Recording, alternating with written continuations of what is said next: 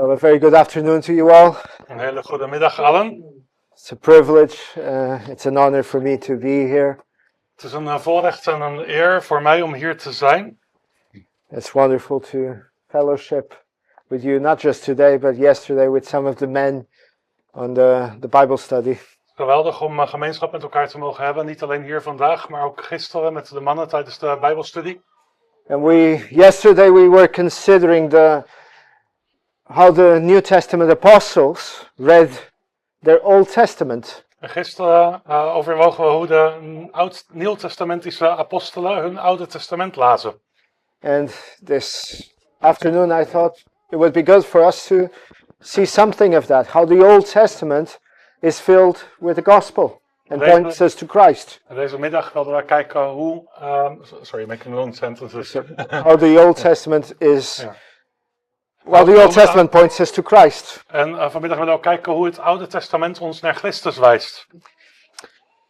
And there is an episode in the Old Testament that is filled with grace.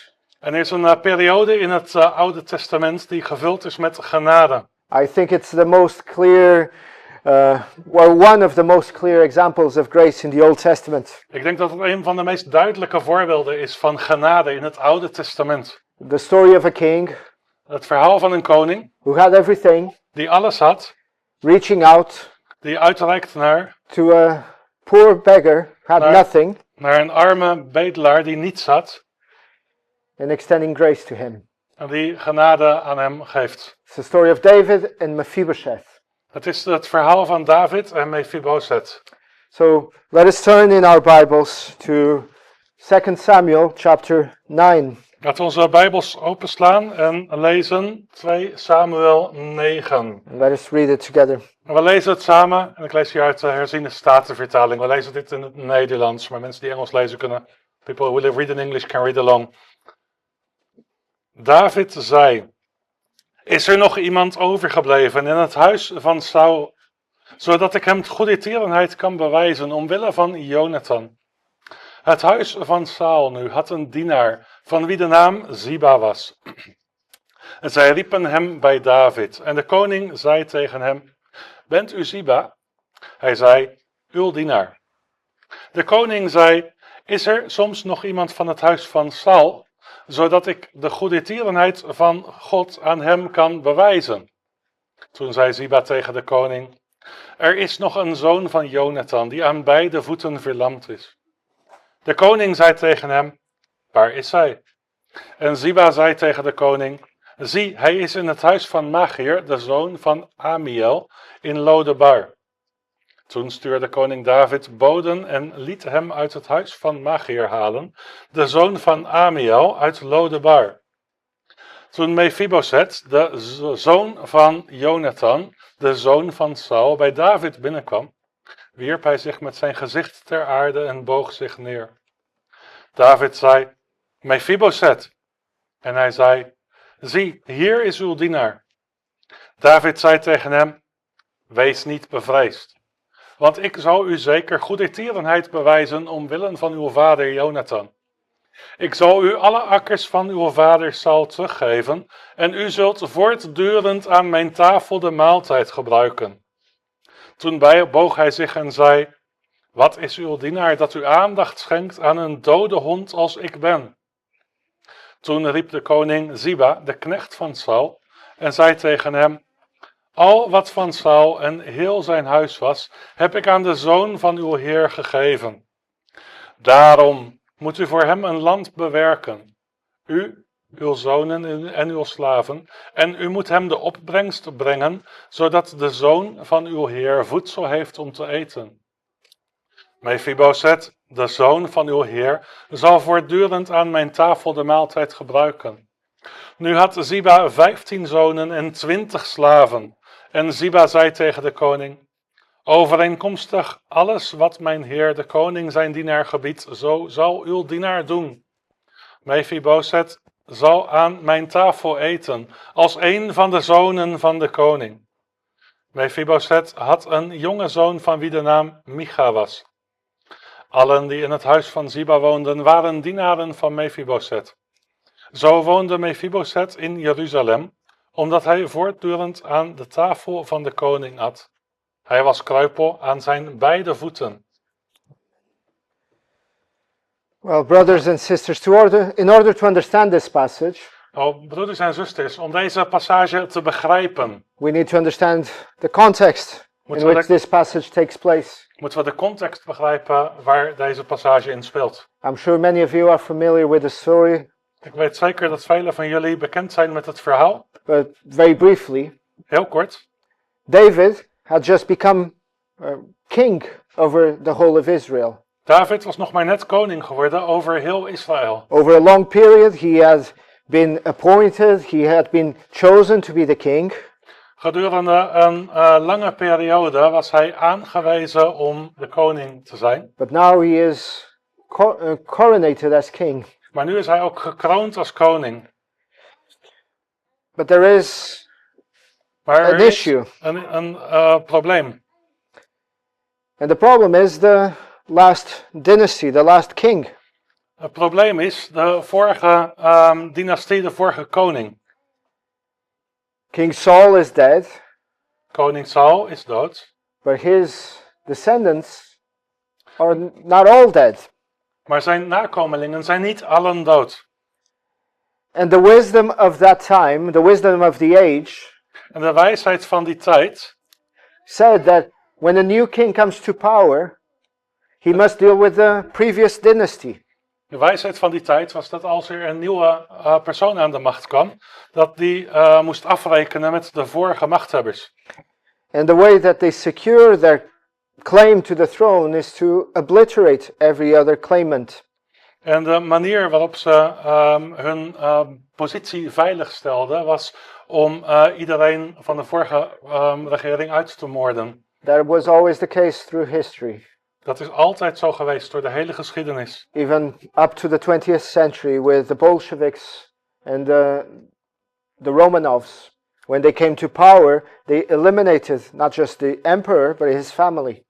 Zelfs tijdens de 20e eeuw, toen de Bolsjewieken aan de macht kwamen, executeerden ze de keizer en zijn familie. So when you come to this passage, you see something unusual. Dus als je naar dit fragment komt, deze passage, dan zie je iets ongebruikelijks. Because what David is doing was not what was normal or what was expected. Want wat David aan het doen was, was niet wat normaal of verwacht werd. He does not ask, where are the descendants of my enemy, so that I might kill them. Hij vroeg niet van waar zijn de afstammelingen van mijn vijand, zodat ik ze kan vermoorden. He asks, as we read in verse 1, is there anyone left to the house of Saul, or of the house of Saul, that I may show him kindness for Jonathan's sake? Hij vraagt in vers 1, is er nog iemand overgebleven van het huis van Saul, zodat ik hem goedertierenheid kan bewijzen omwille van Jonathan? This is the logic of the gospel. Dat is de logica van het evangelie. Of the gospel. Sorry, dat is voor de opname. Dit is de logica van het evangelie. So we'll look at this passage as we explore this in 3 sections. First we'll look at Mephibosheth himself. We kijken naar deze passage onder 3 kopjes. Allereerst kijken we naar Mephibosheth zelf. Then we'll look at Mephibosheth's friend. Dan kijken we naar de vriend van Mephibosheth. And then we'll look at Mephibosheth's future. En dan kijken we naar de toekomst van Mephibosheth. So firstly, let's look at Mephibosheth. Laten we eerst naar Mephibosheth kijken. Lovely name, isn't it? Wat een liefelijke naam, nietwaar? I'm sure the children would love to have been named Mephibosheth. Ik weet zeker dat de kinderen graag de naam Mephibosheth hadden gehad. But this is a man who received something so very unexpected. Maar dit is een man die iets zo onverwachts heeft gekregen. Let's look at his name, actually. Laten we kijken naar zijn naam. Mephibosheth means in Hebrew, it's debatable, but it means something or someone that is full of shame. Mephibosheth betekent in het Hebreeuws iets wat vol schaamte is. Particularly that ending that says Bosheth means shame. In het bijzonder, dat einde van de naam, Boset, betekent schaamte. And Mephibosheth En Mephibosheth, he was not always known by this name. hij had niet altijd deze naam. Hij was niet altijd bekend volgens deze naam. In the book of Chronicles, In het boek van Kronieken we read that he was once known as Meribbaal. lezen we dat hij ooit bekend stond als Merib-Baal. Now, Meribbaal, it's a warrior's name. It's the one who contends with Baal. En dat is de naam van een krijger. Dat betekent als het ware uitdager met Baal. But for some reason, at some point, Maar voor de een of andere reden, op een bepaald moment, his name was changed. veranderde zijn naam. And his name became connected to the shame that belonged to his family. En zijn naam raakte verbonden met de schaamte die geassocieerd werd met zijn familie. He was born a prince. Hij was geboren als prins. He was born to be, at some point, a king. Hij was geboren om ooit op een bepaald punt koning te zijn. But because of King Saul's sin, Maar vanwege de zonde van koning Saul, because of his grandfather's sin, vanwege de zonde van zijn grootvader, he is now a man who's identified with the disgrace of his family. zijn nu een man die geïdentificeerd wordt met de ongenade van zijn familie. His grandfather rebelled against God, the crown fell from his head, and now Mephibosheth is Zijn grootvader kwam in opstand tegen God. Zijn kroon viel van zijn hoofd. En nu is Mephibosheth. Mephibosheth is a representation of ourselves as well. En nu is Mephibosheth een representant, een vertegenwoordiger van onszelf. Because the Bible tells us that mankind was created to be of royal lineage, let's say. En de Bijbel vertelt ons dat de mens werd geschapen om van koninklijke afstamming te zijn. We were made in the image of God. We werden gemaakt naar het beeld van God. Adam and Eve were made in the image of God. Adam en Eva werden gemaakt naar het beeld van God. And Adam was placed in the Garden of Eden to rule over creation. En Adam werd geplaatst in de hof van Eden om te regeren over de schepping. I don't know if you have that term in Dutch, where in English the term is viceroy. Ik weet niet zeker of je deze term ook in het Nederlands hebt, maar in het Engels is de term viceroy. Viceroy is someone who is nominated by the king to represent the king, to be like the king in a particular land. Een ambassadeur is iemand die de koning vertegenwoordigt in een ander land. Er wordt hier gesuggereerd ambassadeur. Yeah, so for instance in colonial times. Dus bijvoorbeeld in koloniale tijden. The king of Portugal. Koning van Portugal. Ik ben Portugees. He would nominate viceroys for the land of Brazil, for the land of Angola, for the land of Mozambique. That person is effectively as the king in that present, representing the king in the role of a king in that land. Ja, dus in Portugal wijzen ze zo'n vertegenwoordiger, zo'n viceroy aan voor landen als Angola en Mozambique en Brazilië. En die zou de koning daar vertegenwoordigen en was als het ware de koning in dat land. And in a similar fashion, when Adam was created and placed in the garden, he was to act as a viceroy to God, the King of Kings. En op eendere wijze, toen Adam in de hof van Eden werd geplaatst, was hij als het ware de viceroy van God in de hof van Eden, een vertegenwoordiger van God al daar. All of us, all of humanity, belongs to a royal bloodline. De hele mensheid behoort tot een koninklijke bloedlijn. But what happened to our father? Maar wat is er gebeurd met onze vader? He rebelled against God. Hij kwam in opstand tegen God.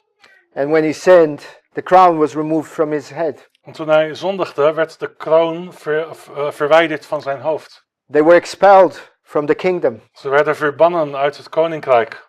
And when Adam fell, En toen Adam viel, we fell with him. vielen wij met hem. His disgrace is our disgrace. En zijn ongenade is onze ongenade. Because no matter where you were born, Want het maakt niet uit waar je geboren no was. matter the color of your skin, Het maakt niet uit welke kleur je huid heeft. you're a child of Adam. Je bent een kind van Adam. You're a descendant of Adam. Je bent een afstammeling van Adam. That's his name, but Mephibosheth also has a body, a physical condition. Dat is een naam, maar Mephibosheth heeft ook een lichaam, een fysieke conditie. Did you notice as we read the text that it's repeated? Viel het je op toen we de tekst lazen dat het herhaald wordt? We're told at the beginning, Aan het begin wordt verteld, and lest we forget in the space of 13 verses, we're told again at the end.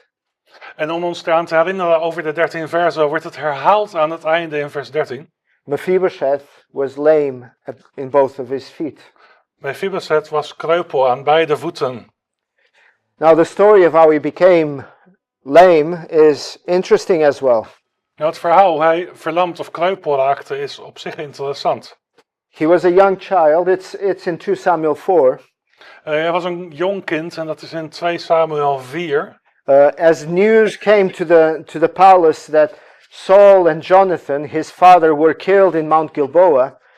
Toen het nieuws het paleis bereikte dat koning Saul dood was en was gedood in het Gilboa-gebergte. In the urgency and despair of the situation, this servant, this lady, she picks up Mephibosheth to run away with him.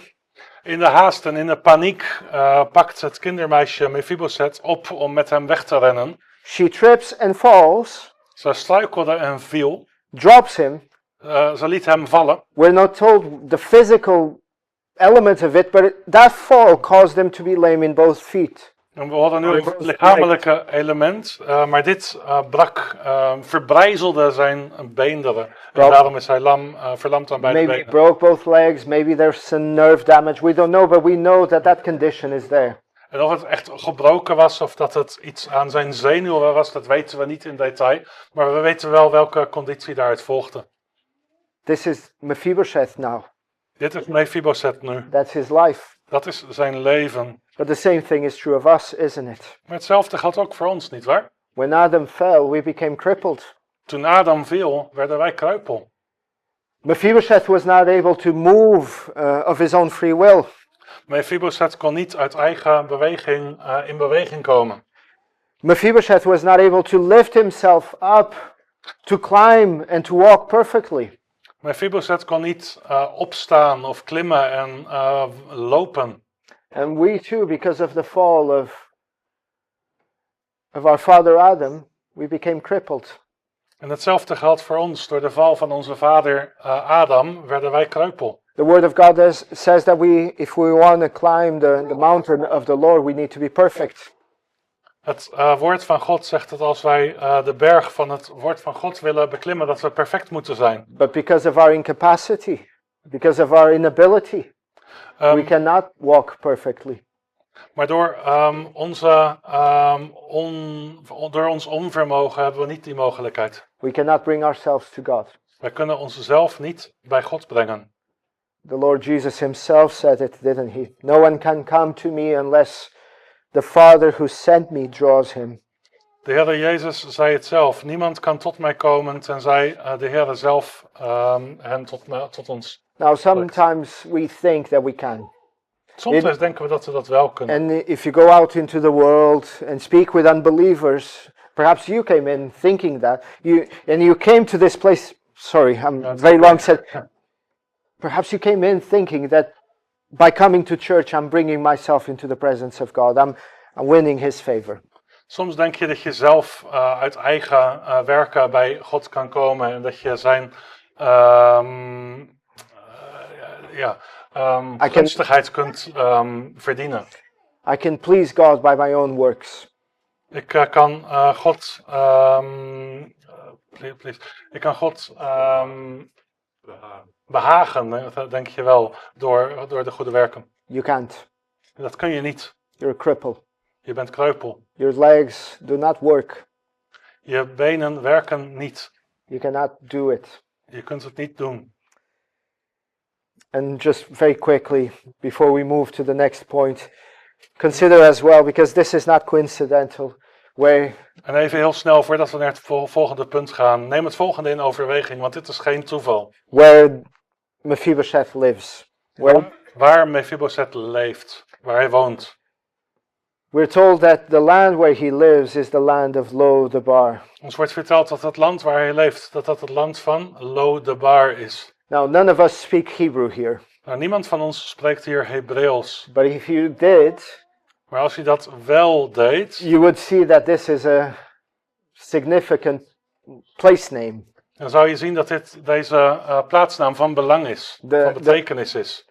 The word Lo in Lo-debar means no. Het woord Lo in Lo-debar betekent nee of geen. Means nothing. Betekent niets. Now it's debated, but the word debar can either mean word or pasture. En de bar betekent letterlijk weide of woord. You see where Mephibosheth lives? Zie je waar Mephibosheth leeft? The place of no bread or the place of no pasture? De plaats van geen woord of geen weide. You could say that he lives in Nothingville. Je kunt zeggen dat hij in nietsstad leeft. And that is true of us as well. Dat geldt ook voor ons.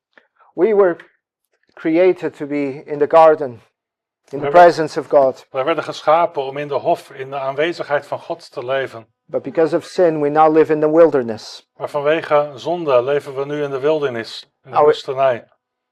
Your country is beautiful.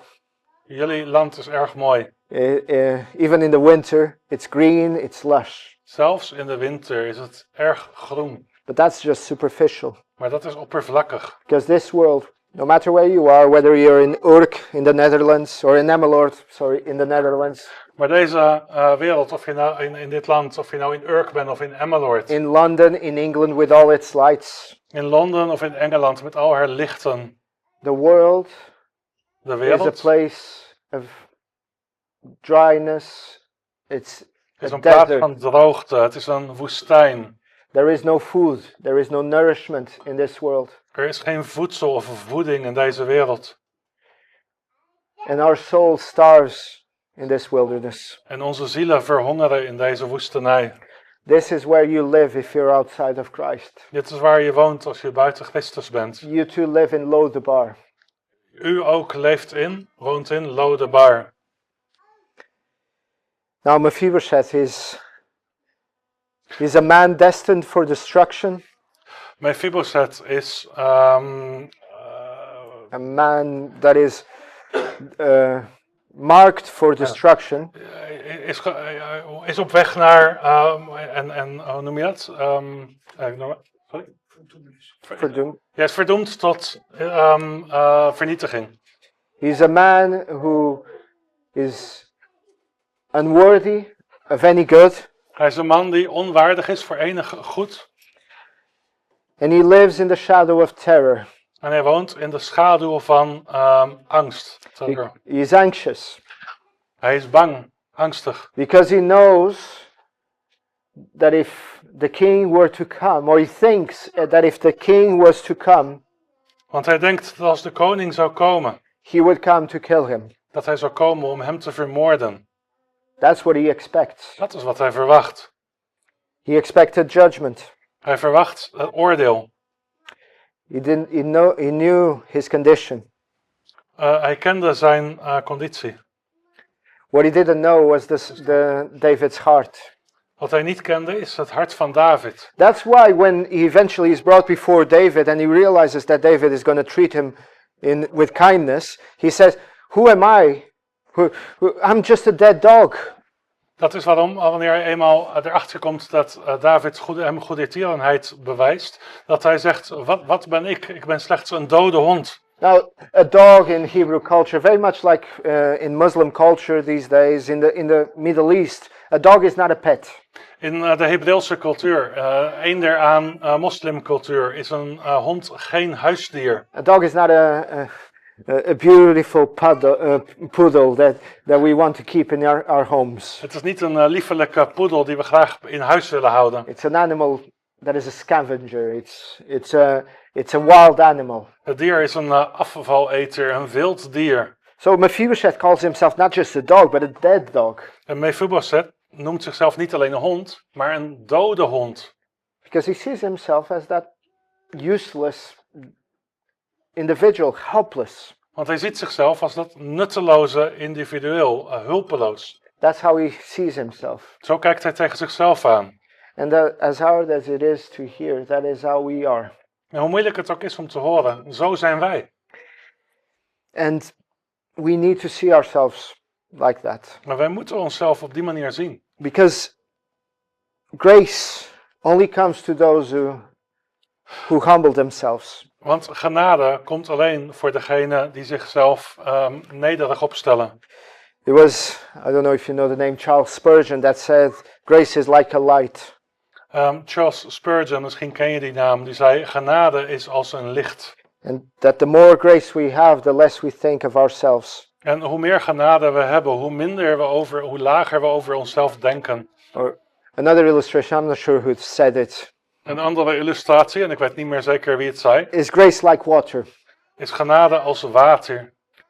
What happens when water falls on the mountaintop? Wat gebeurt er wanneer water op de bergtoppen When it valt? rains in the mountaintop? Wanneer het regent in de bergtoppen? It rolls downhill, doesn't it? Het stroomt niet naar beneden, niet waar? It doesn't stay there. Het blijft daar niet. Where does the water pool? Waar komt het water samen? In the low places. In de laagste plaatsen. That's what grace is. Dat is wat genade is. Grace will never be effective in you if you're high-minded about yourself. Genade wordt nooit effectief nieuw wanneer je hoog over jezelf denkt. You must humble yourself Je moet jezelf verootmoedigen. so that grace would pool in your life, Zodat genade would accumulate. bij elkaar komt, ophoopt als een waterplas in je leven. So let's briefly look at Mephibosheth's friend David. Laten we ook kort kijken naar de vriend van Mephibosheth, David. He asks the question in verse 1, Hij stelt de vraag in het eerste vers. is there still anyone left in the house of Saul? Is er nog iemand die overgebleven is in het huis van Saul? Who started this whole process of chapter 9? Wie begon dit hele proces van hoofdstuk 9? Was it Mephibosheth that woke up that morning and said, you know what? I'm tired of living in Lodebar. I'm tired of being in this place. I'm going to go and see David. Was het Mephibosheth die op een ochtend wakker werd en zei, ik ben moe van het wonen in Lodebar en ik ga naar David toe? Mephibosheth woke up that morning and he didn't know what was taking place in the palace in Jerusalem. Mephibosheth werd die ochtend wakker en had geen idee wat er gebeurde in het paleis in Jeruzalem. It was David that sought first. Het was David die allereerst uitreikte naar Mephibosheth. And the same thing is true of us. En hetzelfde geldt voor ons. God seeks us first. God zoekt ons eerst. Long before we realized that God existed. Lang voordat we ons realiseerden dat God bestaat. God had already set his love upon us in eternity past. God had al zijn liefde naar ons toe gezet in ons, in de eeuwigheid. God had already placed his love upon us in eternity past. God had zijn liefde al op ons geplaatst in een eeuwigheid geleden. While we were still dead in our sins and trespasses, Toen wij nog steeds dood waren in onze zonden en overtredingen. God began the work. God begon het werk. Jesus said, you did not choose me, Jezus zei, u koos niet mij, but I chose you. maar ik koos u. And you ask why? En je vraagt je af, waarom? Why did God choose us? Waarom koos God ons uit? Why did David choose Mephibosheth? Waarom koos David Mephibosheth uit? Was it because Mephibosheth was deserving of grace? Was het omdat Mephibosheth genade verdiende? Of kindness? Of vriendelijkheid? Was it because Mephibosheth could contribute something to the kingdom? Of was het omdat Mephibosheth iets kon bijdragen aan het koninkrijk? Maybe Mephibosheth had a particular set of qualities that could be put to use. Had hij misschien bepaalde kwaliteiten die van nut konden zijn? He could help David. Die David konden helpen? No. Nee, Mephibosheth was helpless. Mephibosheth was hulpeloos. He was not saved, or he was not shown kindness because of anything he could bring to the table. Hij was niet gered of hem werd niet goede tierenheid bewezen omdat hij iets kon brengen of kon bijdragen. He was saved not for his sake, Hij was niet gered omwille van hemzelf, but for Jonathan's sake. maar terwille van Jonathan. Now you know the story, most of you. Jonathan and David were very close friends. Ja, je kent dit verhaal wel. Jonathan en David waren Close. zeer goede vrienden, zeer hecht. Closer than a brother, David says. Hechter dan een broeder, zei David. And at one point in their early life, they made a covenant with one another. En op een bepaald punt in hun leven sloten ze samen een verbond. Jonathan asked David Jonathan vroeg David that he would not cut off his family, or he would not stop showing steadfast love to his family forever. dat hij You niet can quote the. de toestemming... May you not cut off your Je steadfast. zult toch ook mijn huis niet tot in eeuwigheid je goede tierenheid... Sorry, je zult toch ook mijn huis tot in eeuwigheid je goede tierenheid niet onthouden?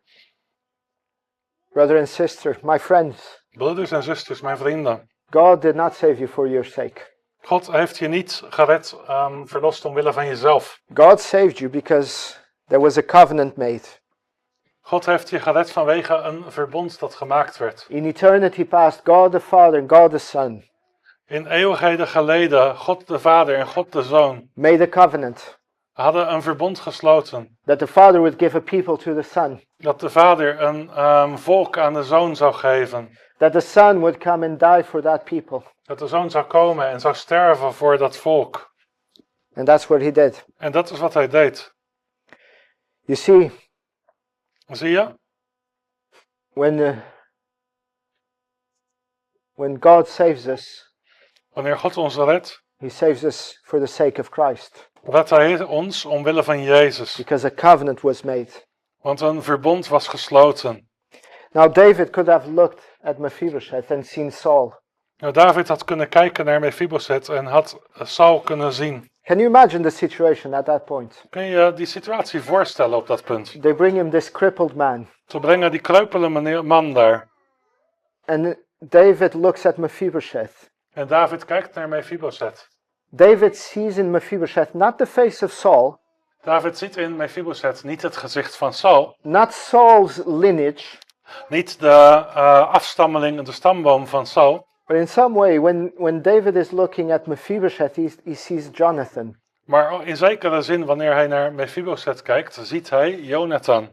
He looks at that poor man, Hij kijkt naar die arme man. and he sees something of Jonathan. En hij ziet iets van Jonathan. And that love that David had for Jonathan En die liefde die David had voor Jonathan, now flows for Mephibosheth, Jonathan's son. die stroomt nu door naar Mephibosheth, naar Jonathans zoon. That is a picture of what the gospel is. Dat is een illustratie van wat het evangelie is. Een afbeelding van het evangelie. Because of Christ, Vanwege Christus. when God looks at us, Wanneer de Heere God naar ons kijkt, he no longer sees Adam, ziet hij niet langer Adam, who fell, die viel, who sinned. die zondigde. He no longer sees us as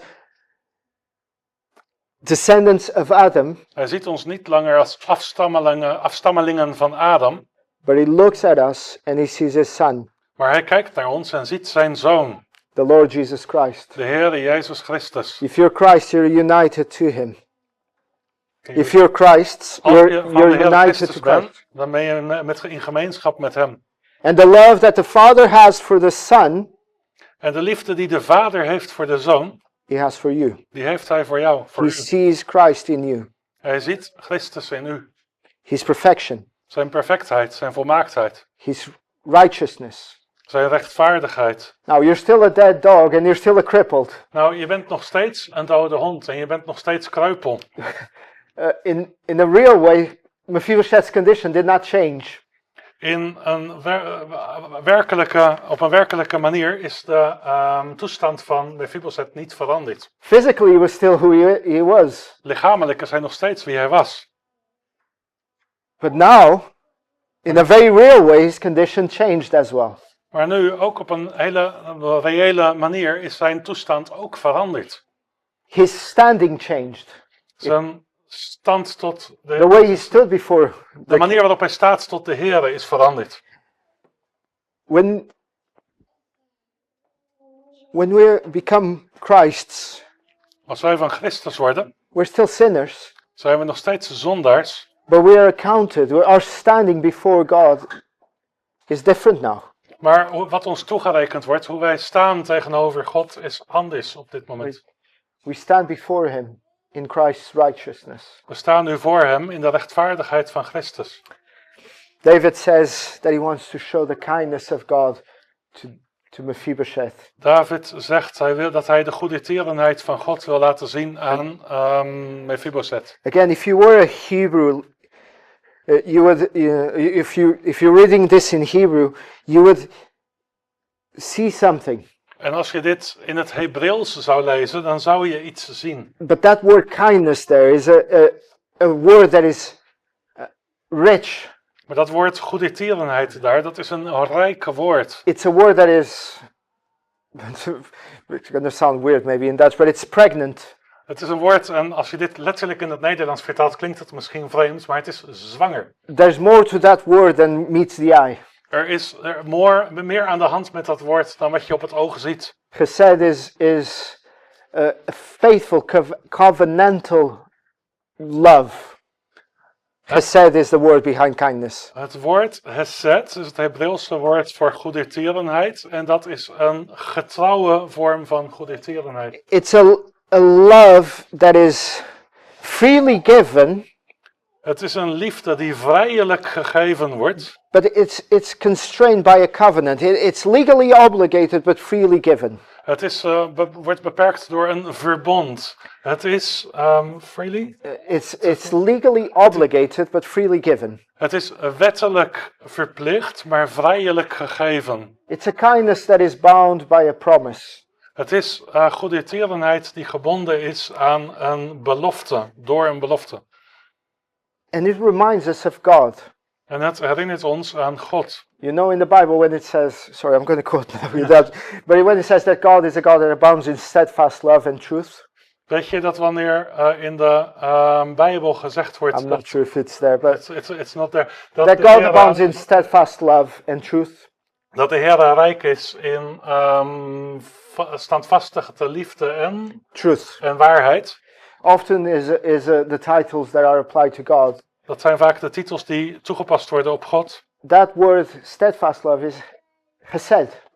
Dat woord standvastige liefde is chesed. Dat is het Hebreeuwse woord. It's the word kindness. Het is het woord goedertierenheid.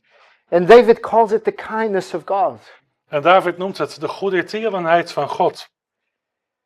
Because it is a supernatural love. Want het is een bovennatuurlijke liefde. It is not the natural propensity of man to do this. Het is niet de natuurlijke neiging van de mensheid om zo te doen, om zo te zijn. I love my wife.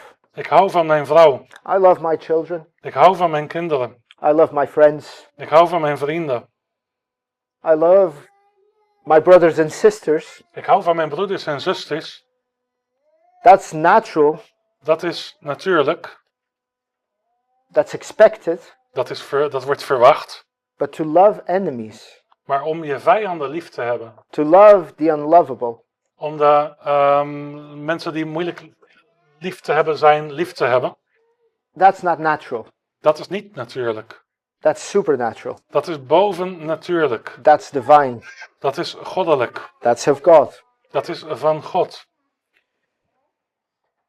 And David calls Mephibosheth to come to him. En David roept Mephibosheth op om naar hem toe te komen. I wish I was there.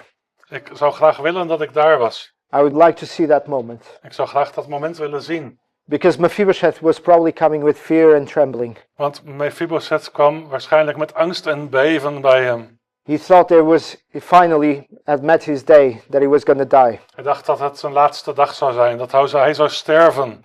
For years he dreaded that moment. Voor jaren lang was hij bang voor dat moment. But as he stands before David the king, maar met dat hij voor de koning David staat. what is the words that come out of the king's mouth? Wat zijn de woorden die uit de mond van de koning komen? He calls him by name. Hij noemt hem bij naam, Mephibosheth. Mephibosheth. Unless Mephibosheth would be unaware or would be confused, En tenzij Mephibosheth zich niet bewust zou zijn, zou hij daardoor verward confused, zijn. David makes it clear. David verduidelijkt. He says, do not fear. Hij zegt, wees niet bang.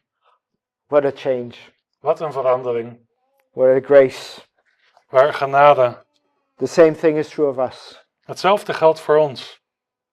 If we see ourselves as sinners, Als wij onszelf zien als zondaars,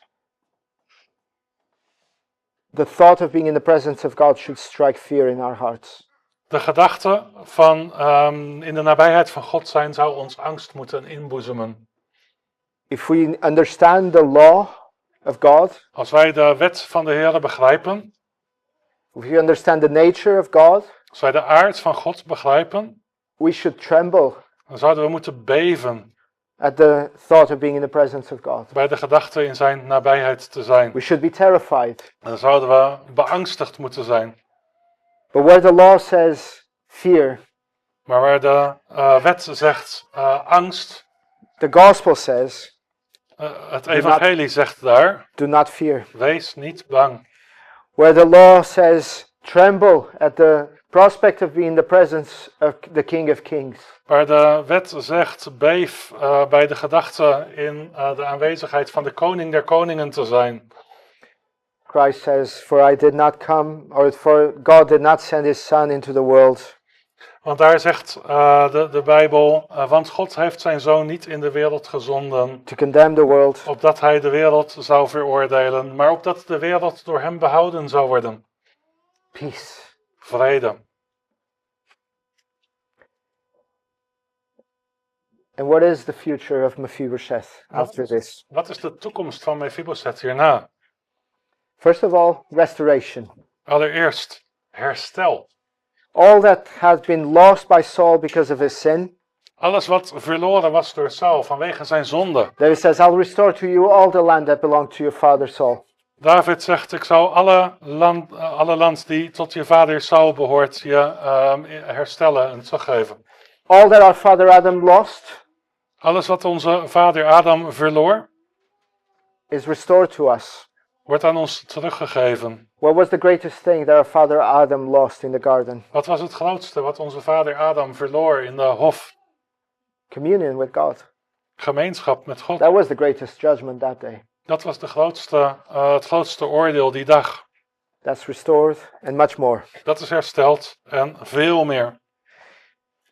Also, En ook, we'll move to the second point just for the sake of time. We'll move. Not only that there's restoration, there's adoption. dus niet alleen herstel, maar er is ook aanname. David, at this point, you would say, he's done enough, didn't he? He promised Jonathan he would show love. David zei op dit punt, u heeft genoeg gedaan. Jonathan.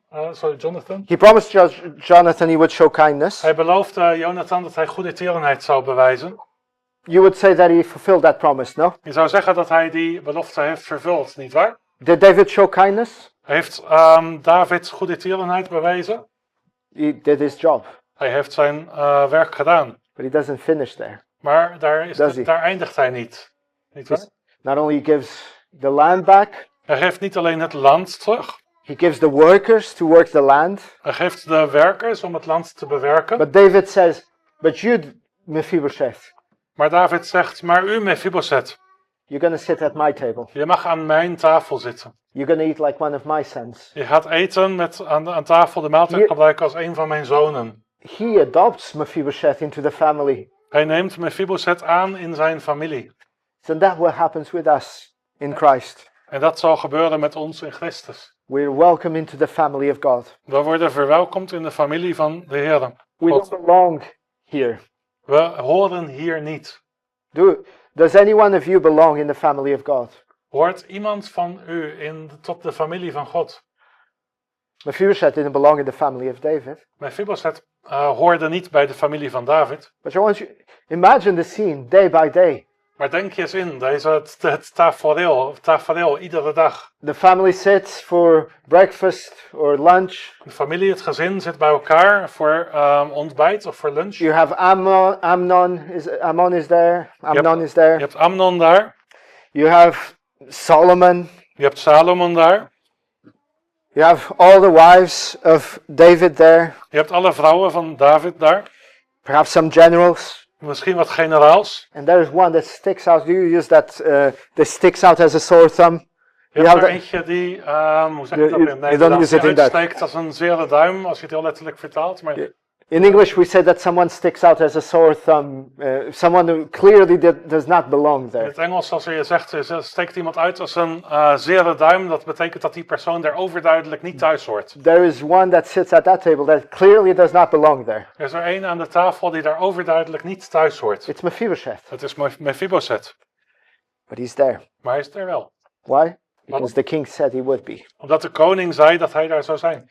And brothers and sisters, none of us are true. En broeders en zusters, niemand van ons, geen van ons zijn ware. I'm trying to. Sorry. None of us belong at the king's table. Geen van ons hoort aan de tafel van de koning. We're all Mephibosheths. We zijn allen Mephibosheths. So never look to your brother and sister and look down upon him as if you're better than him. Dus kijk nooit neer op je broeder en zuster alsof je beter bent dan hem. As you stand here today, you're a Mephibosheth. Als je hier vandaag bent, dan ben je ook Mephibosheth. That's the church. Dat is de kerk. You belong, Je hoort hier, but you belong because Christ invited you in. maar je hoort hier omdat Christus ons uitgenodigd heeft om binnen te komen. How long do you belong to this family? Hoe lang behoor je deze familie toe? How long was Mephibosheth to eat at the king's table? Hoe lang zou Mephibosheth aan de tafel van de koning eten? Was it for a week or two? Was het voor een weekje of twee? David says always. David zei voor eeuwig, voor altijd, For all time. voor alle tijden. His future was secured. Zijn toekomst werd verzekerd. Mephibosheth no longer belongs to Lodabar. Mephibosheth hoort niet langer bij Lodabar. He does not lose his position. Hij verliest zijn positie niet. He's not there because he brings something to the table. Hij is er niet omdat hij daar iets te brengen heeft.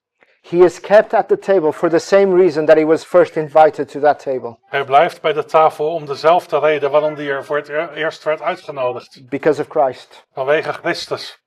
As long as as David loves and Jonathan, as long as David loves Jonathan, Zolang als David van Jonathan houdt, he's there. is hij daar. As long as the father loves the son, Zolang als de vader van de zoon houdt, he loves you if you belong to the son. houdt hij van u als u bij de zoon hoort. That is the gospel, my friends. Dat is het evangelie, mijn vrienden. I want you to imagine Ik wil dat je je voorstelt of inbeeldt. Mephibosheth that morning woke up Mephibosheth werd die ochtend wakker. with no hope. Zonder hoop.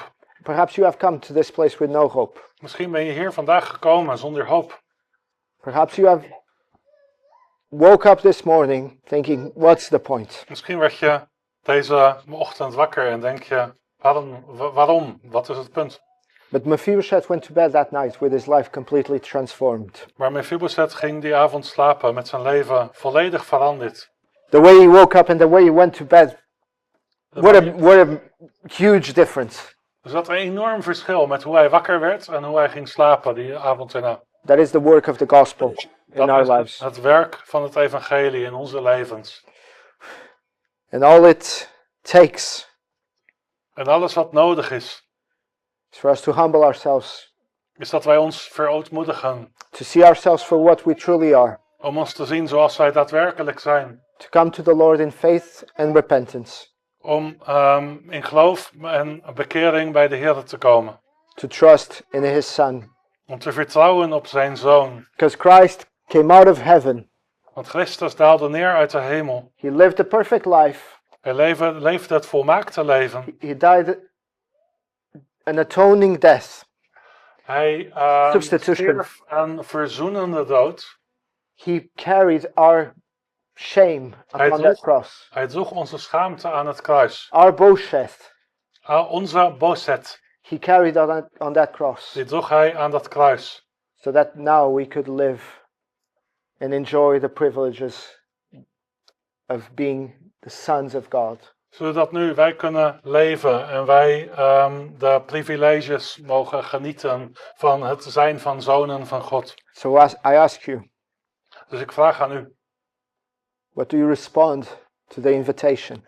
hoe antwoordt u op de uitnodiging? How foolish would it have been for Mephibosheth? Hoe dwaas zou het zijn voor Mephibosheth If on that day he said, I don't want this. als hij op die dag zou zeggen, dit wil ik niet. If on that day he ran away from the soldier, he couldn't. Als hij op die dag zou wegrennen van de soldaten, maar dat kon hij natuurlijk He would be shouting at him, you fool!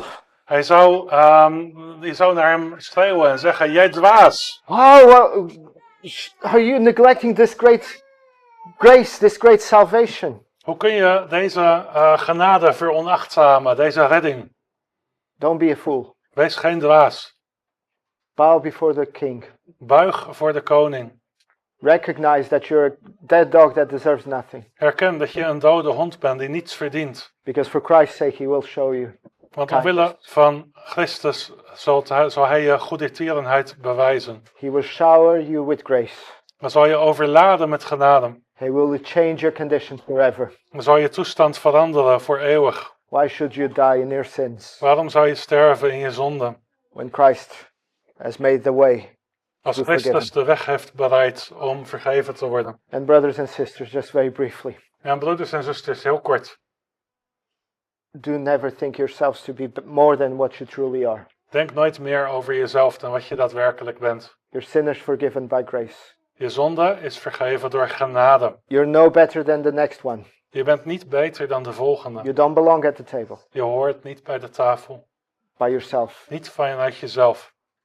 You're a Mephibosheth. Je bent Mephibosheth. Mephibosheth's condition did not change. We're told at the end that he was still crippled. De toestand van Mephibosheth veranderde niet. Ons wordt aan het einde verteld dat hij nog steeds kreupel was. This should produce in us humility. Dit moet verootmoediging in ons teweeg brengen. No matter how many years you've been a Christian, Maakt niet uit hoe lang je al christen bent. you're not better than the brother who just gave his life to Christ. Je bent niet beter dan de broeder die nog maar recent zijn leven aan Christus heeft gegeven. You don't sit at a different table. Je zit niet aan een andere tafel. A pastor is no more than a Mephibosheth. Een voorganger is niet meer dan een The Mephibosheth. preacher is no more than Mephibosheth. De predikant is niet meer dan The Mephibosheth. translator is the Mephibosheth as well. De vertaler is ook Mephibosheth. We're all Mephibosheth. We zijn allen Mephibosheth. So let us treat one another with kindness. Dus laten we elkaar behandelen met goedertierenheid en vriendelijkheid. But at the same time, the invitation is open, so go out into the world. Maar tegelijkertijd staat de uitnodiging open. Ga uit in de wereld. Go out into Lodebar. Ga naar Lodebar. Go out into Emmeloord. Ga Emmeloord in. And tell this world that there is a king who is ready to receive them. En change vertel their deze condition. wereld dat er een koning is die klaar is om hun te ontvangen. Tell them of the grace that saved you. Vertel hen van de genade die jou heeft gered. And brothers and sisters, if today you have been touched by this grace, En broeders en zusters, als deze genade je vandaag geraakt heeft, do not lose the wonder of it. verlies dan niet The wonder, the sense of joy. de verwondering ervan, de vreugde. It's I've come to your country many times, Ik ben vele malen in uw land geweest. but every time I come, I'm always filled with wonder at the beauty of this area. En iedere keer dat ik hier ben, verwonder ik mij over de schoonheid van dit gebied. And I wonder how it is for you, En ik vraag me af hoe dat voor u is. or if for you it's just it's the same thing. Of dat het voor u is van, hetzelfde. You lost the wonder, Je bent It's de still verwondering beautiful. kwijtgeraakt. Het is nog steeds mooi, but you lost the wonder. maar je verwondert je niet meer. May you never lose the wonder of God's grace. Mogen het zo zijn dat je nooit de verwondering over Gods genade verliest. When was the last time that you truly were in wonder and awe of God's grace? Wanneer was de laatste keer dat je je daadwerkelijk verwonderde en stand in all, dat je ontzag had voor de genade van God? Don't let that be the case. Laat dat niet zo zijn. Meditate on God's grace day and night. Mediteer op Gods genade dag en nacht.